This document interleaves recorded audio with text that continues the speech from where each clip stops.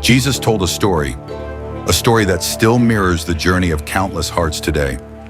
It begins in a quiet village, where a wealthy man lived with his two sons. Their home was full of life, full of music, full of blessings.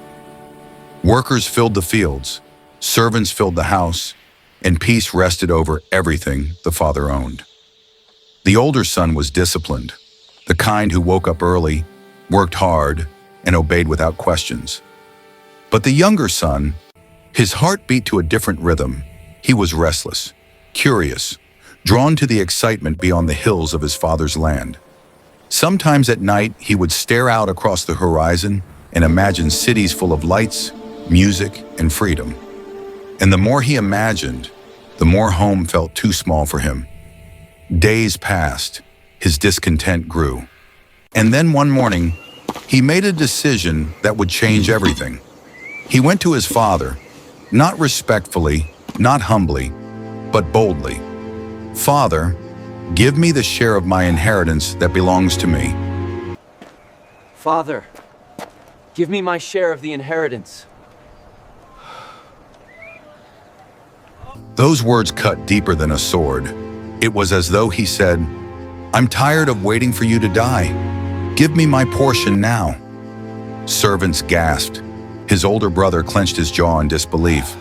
But the father didn't argue. He didn't shout. He didn't punish. With a heart breaking, he divided his wealth, counted the coins, measured the land, and placed the younger son's inheritance into his hands. The next day, and without hesitation, the young man gathered his belongings. He didn't look back. He didn't say thank you. He didn't embrace his father. He simply walked away. Away from love, away from wisdom. Away from the only place that ever truly belonged to him. He traveled to a faraway country, a place where no one knew him, a place where his father's rules meant nothing, a place where pleasure came fast and vanished even faster. For a while, that life felt perfect. He threw parties that lasted until sunrise. To fortune and glory, my friends! Hurrah! Let the feast continue! I haven't laughed this hard in months. A toast to new friends and fine wine. He bought expensive clothes. Thank you kindly, lad. A very fair price for such craftsmanship. I shall treasure it. He surrounded himself with friends who loved his money more than they loved him. And he wasted everything, every coin, every opportunity, every blessing. The gold that once felt endless was gone. His so-called friends drifted away like smoke. The music stopped. The food ran out. His rooms grew empty. His clothes grew dirty. And then, as if the ground beneath him collapsed, a severe famine swept across the land. The people starved. Businesses closed. Work disappeared. Food became more precious than gold. And the young man, who once had everything, was now begging for anything. Spare some work, master. I am strong, I swear it. Not today, boy. We have enough mouths to feed. Leave us in peace.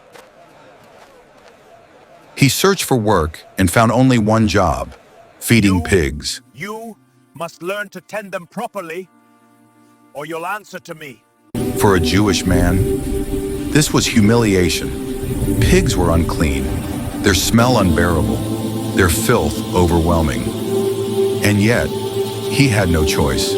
Day after day, he stood in the mud, surrounded by animals he once would have avoided. His stomach growled, his body weakened.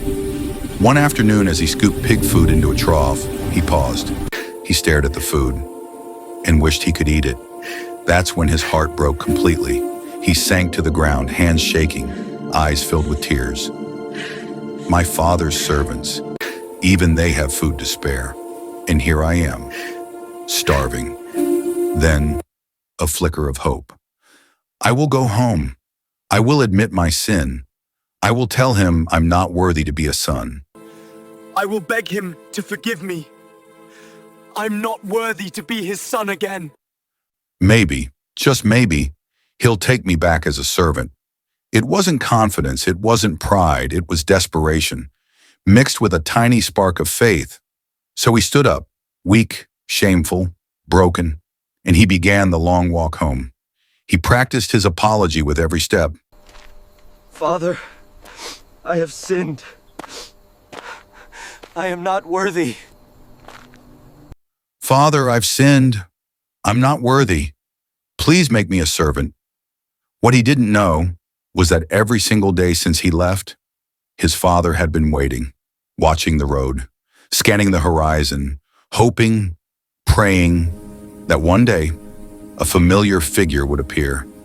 And then, on a quiet afternoon, he saw something, a silhouette in the distance, thin, slow, shaky, but familiar. The father's heart leaped.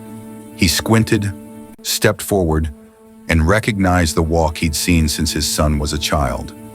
Sorrow rushed through his chest, then joy, then unstoppable love.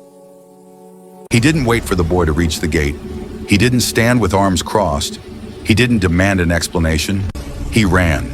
The father, a dignified, wealthy man, lifted his robe and sprinted down the road, tears streaming from his eyes, love overflowing from his heart. The son froze. Father, I'm sorry. Please take me as one of your servants. He had never seen his father run before, but the next moment he was in his father's arms, held tightly, held like he was still a child, held like nothing else in the world mattered. He pulled away, tears blurring his vision. Father, I've sinned against heaven and against you. I am not worthy. But the father didn't let him finish.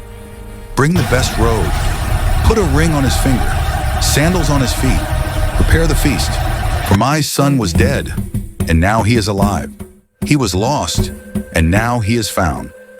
Joy filled the house. Music returned. Laughter returned. Life returned. The younger son, once broken, starving, ashamed, was restored in a moment by the love of a father who never stopped waiting. And Jesus ends the story with a message that still touches hearts today. No matter how far you run, no matter how deep you fall, no matter how badly you fail, God is still watching the road, still waiting, still ready to run toward you before you even reach the gate, because the Father loves returning children, even more than they love coming home. Before you scroll, tell us in the comments, are you the older brother, the younger brother, or the father in this season of your life?